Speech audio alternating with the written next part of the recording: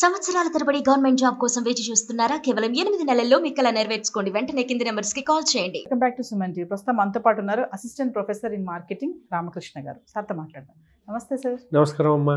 Sir, birth right citizenship, పౌరసత్వం హక్కు మరి చూస్తున్నాం మనం ఆర్టికల్స్. ట్రంప్ ఏదైతే హక్కు ఉందో తీసేస్తాను అంటున్నారు. మరి అక్కడే పుట్టి అక్కడే పెరిగిన వాళ్ళు మనం ఇంకా కొన్ని చూసుకుంటే డెలివరీ టైంలో ఇక్కడి నుంచి అక్కడికి వెళ్ళి అక్కడ డెలివరీ అవ్వడం, అక్కడ పుట్టిన తర్వాత వాళ్ళకి గ్రీన్ కార్డ్ రావడం, ఇవన్నీ ఉన్నాయి కదా సార్. సిటిజన్షిప్ అనేది రిమూవ్ చేసేస్తాను అంటున్నాడు ట్రంప్. మరి రేపు జనవరి నుంచి ఆయన ప్రమాణ స్వీకారం చేశాక ఎలా ఉంటుందంట అది? వీటిపైన ఇవన్నీ చెప్పినవన్నీ చేస్తారా? నిజంగానే దీన్ని రద్దు చేసేస్తారంటారా? ఇవన్నీ మాట్లాడుకునే ముందు ఒక విషయం మనం గుర్తుంచుకోవాలి. ట్రంప్ ఇంకా అమెరికా ప్రెసిడెంట్ కాదు.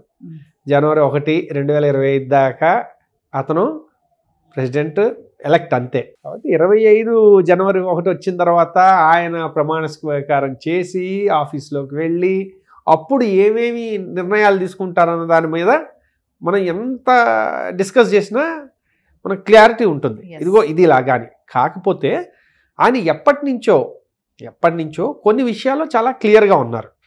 ఆయన ఇన్ఫ్యాక్ట్ ఈసారి ఎలక్ట్ అవ్వడం కూడా కేవలం ఒక మేజర్ అంటే ఎలక్షన్ ప్రామిస్తోనే ప్రభావితం చేశాడు. ఏమిటయ్యా అంటే ఇల్లీగల్ ఎలియన్స్, అంటే దేశంలో అక్రమంగా వలస వచ్చిన వాళ్ళు ఎవరైనా ఉంటే వారికి సంబంధించి వారికి కలిగే ఏమైనా ఏముంటే ప్రివిలేజెస్ ఏమైనా ఉంటే అవి తీసేయడం కానీ, వారి పిల్లలకు పుట్టే దానికి బర్త్ రైట్ ఇవ్వకపోవడం కానీ, ఇలాంటివన్నీ చాలా క్లియర్గా ఉన్నారు. అని మొదటి నుంచి ఈ ఒక్క విషయం మీద చాలా సీరియస్ ఉన్నారు. కాబట్టి మనం బర్త్ రైట్ సిటిజన్షిప్ అనే ఒక అంశం గురించి మాట్లాడుకోవాలంటే ఇంకా భాగాలుగా ఉంటాయన్నమాట. ఒక్కొక్క విషయం మీద మనం డిస్కస్ చేసుకోవాలి.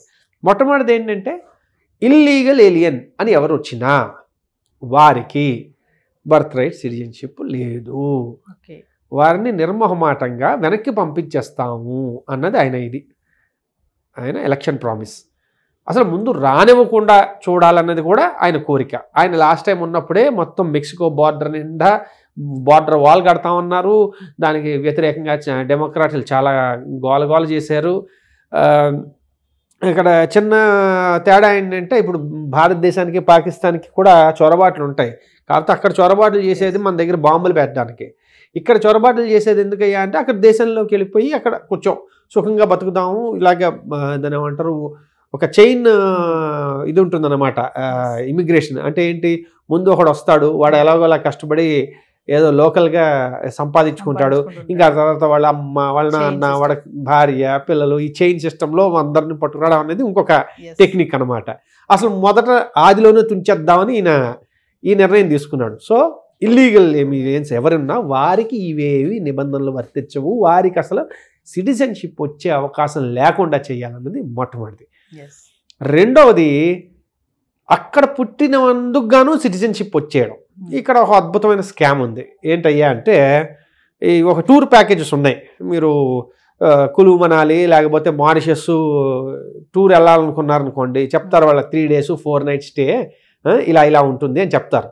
అలాగా అక్కడ కేవలం బర్త్ రైట్ ఏదంటారు సిటిజన్షిప్ కోసం ఒక ప్యాకేజ్ ఉంది. అంటే ఏం చేస్తారు, ఒక 6 నెలలు 7 నెలలు గర్భవతిగా ఉన్న వాళ్ళని తీసుకెళ్ళి అక్కడ డెలివరీ చేయించి ఆ పుట్టిన పిల్లడికో సిటిజన్షిప్కి సంబంధించిన మొత్తం ప్రాసెసింగ్ చేయించి జాగ్రత్తగా మళ్ళీ దేశానికి తెచ్చి పంపించేస్తారు.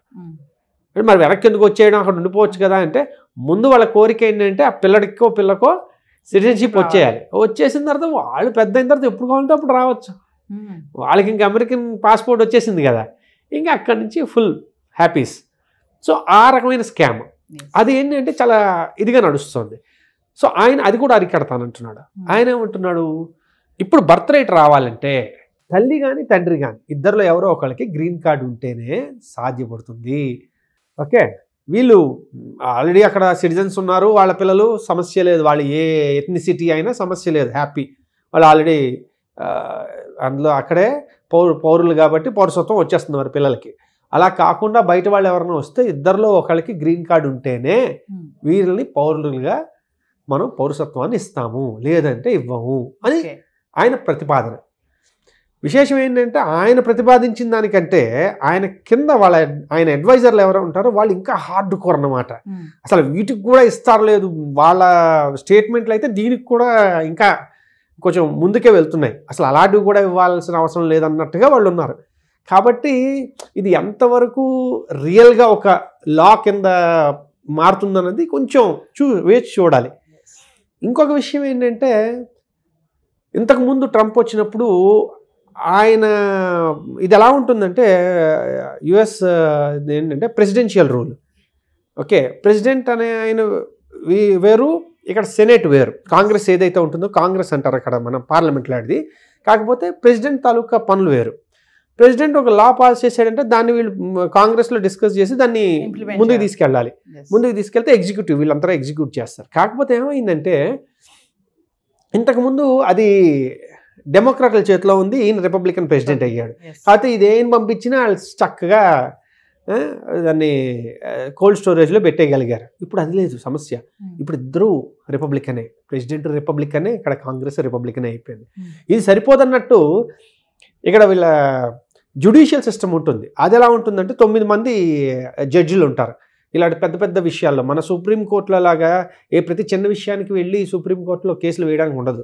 ఏమైనా కాన్స్టిట్యూషనల్ పెద్ద పెద్ద ఇష్యూస్ మాత్రం సుప్రీంకోర్టు దాకా వెళ్తాయి. ఆ సుప్రీంకోర్టు జడ్జిల్లో జనరల్గా ఎలా ఉండేదంటే కొంచెం బ్యాలెన్స్ ఉండేది. ఓకే, 5-4 లేకపోతే 4-4 ఒకళ్ళు ఇండిపెండెంట్ ఇలా ఉండేది. ఎందుకంటే వాళ్ళు నామినేట్ చేస్తారు, దాని ఏమంటారు, ఎవరు అధికారంలో ఉన్నారో వాళ్ళు నామినేట్ చేస్తూ ఉంటారు. ఓకే, ఇప్పుడు అది కూడా రిపబ్లికన్లే ఎక్కువ ఉన్నారు, దాదాపు 6 జడ్జిలు రిపబ్లికన్లే. కాబట్టి ఇప్పుడు ఈ ఒక్క విషయంలో మనం వాళ్ళు ఇంతకుముందు మాట్లాడినా చేయలేకపోయారు, ఈసారి మాట్లాడినా చేయగలడానికి అన్ని రకాల దారులు తెరిచి ఉన్నాయి. కాబట్టి ఆయన గోడ కడతానంటే కట్టచ్చు, వీళ్ళందరినీ వెనక్కి పంపిస్తానంటే పంపించవచ్చు, ఇలాంటి వాళ్ళకి అసలు పౌరసత్వం ఇవ్వను అంటే ఇవ్వకపోవచ్చు, అది ఆయన ఇష్టం. వాళ్ళు కోర్టుకి వెళ్ళినా కూడా కోర్టు వాళ్ళ తరఫునే ఉండేట్టుగా ప్రస్తుతానికి ఉంది. కాబట్టి మనం అంటే ఇది ఎలా ఉంది అంటే డైరెక్షన్ ఎలా ఉంది అంటే కొంచెం అనుకున్నవి చేసేటట్టుగానే ఉంది. కాబట్టి ఇప్పుడు ఆయన పరిస్థితి ఎలా ఉంది, ఏం చేద్దాం అనుకుంటున్నారో ఆయన ఇష్టం. ఓవరాల్గా చూసుకుంటే ఇప్పుడు ట్రంప్ జనవరి నుంచి వచ్చాక H1 వీసా కానీ ఇప్పుడు ఇవన్నీ ఉన్నాయి కదా, గ్రీన్ కార్డే కానీ మీరు అన్నట్టుగా బర్త్ రైటే కానీ మార్పులు నిజంగా జరుగుతాయి అంటారా? చాలా మనం చూస్తూనే ఉన్నాము, షాకింగ్ అనేసి బిగ్ షాక్ ఇస్తాడు ట్రంప్ అనేసి. ఇది మనకి ఇది ఒకటే చాలా నవ్వొస్తుంది. లైన్ ఏమంటారు, దాని మీద ఉన్న లైన్లు చూసిన తర్వాత భయపడిపోయి క్లిక్ చేస్తే దీన్ని క్లిక్ బైట్ అంటారు అనమాట. అంటే ఏంటి, క్లిక్ చేయాల్సిన పని మాత్రమే. ఆ తర్వాత ఒక 10 నిమిషాల వీడియో అంతా చూసిన తర్వాత ఇదేం చెప్పలేదు కదా, అది ఇంకా ప్రెసిడెంటే కాదు కదా, ఎందుకెంత కంగారు అన్నట్టుగా ఉంటుంది. ఓకే, అంతా చూస్తే వడ్ల గింజలో బియ్యపు గింజ. కాబట్టి ఇప్పుడు ఏం చెప్పలేం, ఇప్పుడేం కంగారు పడిపోవడానికి లేదు. ఇప్పుడు షాకింగు, భారీ షాకు, దాన్ని ఏమంటారు, భూకంపం వచ్చేసిందంటే ఏమి రాలే, వెయిట్ చేయడమే. మనం ఒక 2 నెలలు వెయిట్ చేసి జాగ్రత్తగా చూసి ఆయన తాలూకా సిద్ధాంతాలు ఏంటి, ఆయన తాలూకా ప్రతిపాదనలు ఏంటి అని చూసి దాని మీద ఇంపాక్ట్ ఎలా ఉంటుందని చూసుకోవాలి. మీరు ఇందాక అడిగారు H1B తాలూకా ఇవి స్ట్రింజెంట్ చేయొచ్చు. ఇప్పుడు H1B ఎలా వస్తుంది, అయితే కంపెనీ స్పాన్సర్షిప్ చేస్తుంది లేకపోతే కన్సల్టెన్సీ చేస్తుంది.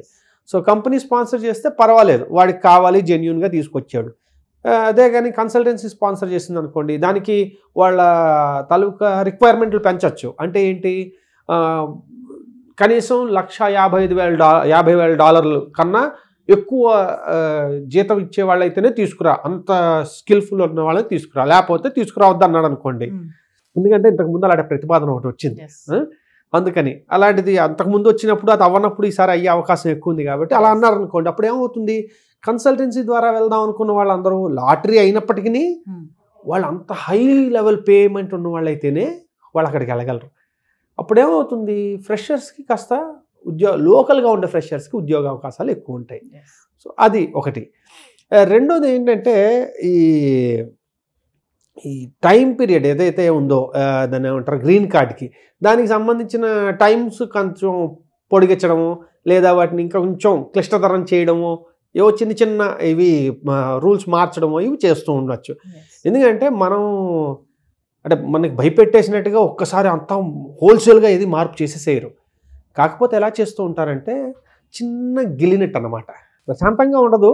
అలా అని చెప్పి ఒక్కసారి మొత్తం అంతా పోదు, కానీ చిన్న చిన్న వాటి వల్ల అలా అలా అలా డీలే అవుతుంటుంది. దానివల్ల ఏమవుతుంది, పైన చెప్పుకోవాలంటే ఇదిగో మేమేం పెద్ద ఏం చేయలేమంటాం, కానీ అక్కడ ఎగ్జిక్యూషన్ పరంగా చిన్ని అడ్డంకులు పెడుతూ ఉంటారు అన్నమాట. సో H1Bకి కానీ గ్రీన్ కార్డుకి కానీ ఇలాంటివి అయ్యే అవకాశాలు అయితే ఉన్నాయి.